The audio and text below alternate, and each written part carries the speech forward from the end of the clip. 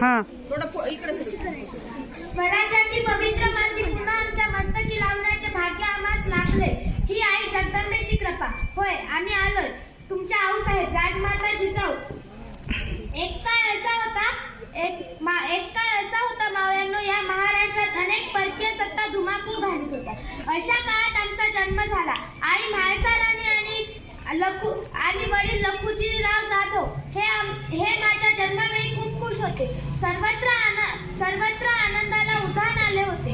दारादारांमध्ये रांगोळ्या काढल्या गेल्या, तोरणे लावली गेली, हत्तीवरून साखर वाटण्यात आली. आमचं नाव जिजा ठेवलं गेलं. जिजा म्हणजे जय आणि विजय.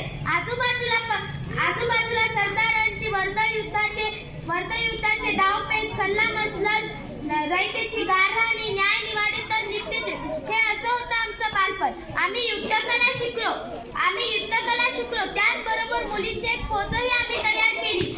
पहाटे आम्ही जेव्हा घोड्यावरून रपेट मारायला जायचो तेव्हा गाव कुसांच्या काही बायका नाक मुरडायच्या तर काही बायका म्हणायच्या, कसं होणार या पोरीचं.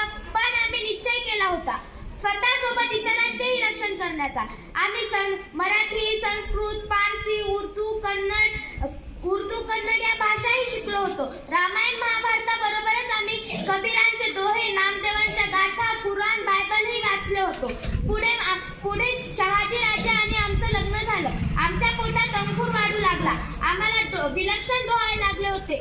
आम्हाला हत्तीवर बसायचे वाटत होते. तलवार, धनुष्यबाण, भाला घेऊन लढाया कराव्या वाटत होत्या.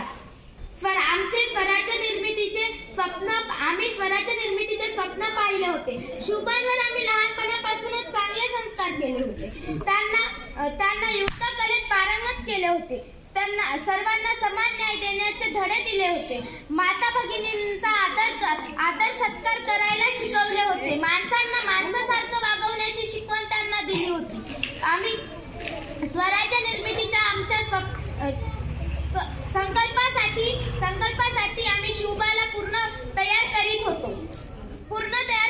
स्वराज्य निर्मितीत आम्ही शिवबाला मार्गदर्शन करीत होतो. जेव्हा शिवाजी राजे मोठमोठ्या मोहिमांवर जात असत तेव्हा राज्यकारभारावर आम्ही लक्ष ठेवत असू. राज्याच्या प्रत्येक कठीण प्रसंगात आम्ही त्यांच्या मागे उभे राहत असू. त्यांच्या मनात आत्मविश्वास, चातुर्य, संघटन, शौर्य, एकतेचे बीज पेरत होतो. रयतेचे राज्य, स्वराज्य निर्माण करण्यात शुभा यशस्वी झाले होते. आम्ही धन्य झालो होतो. मला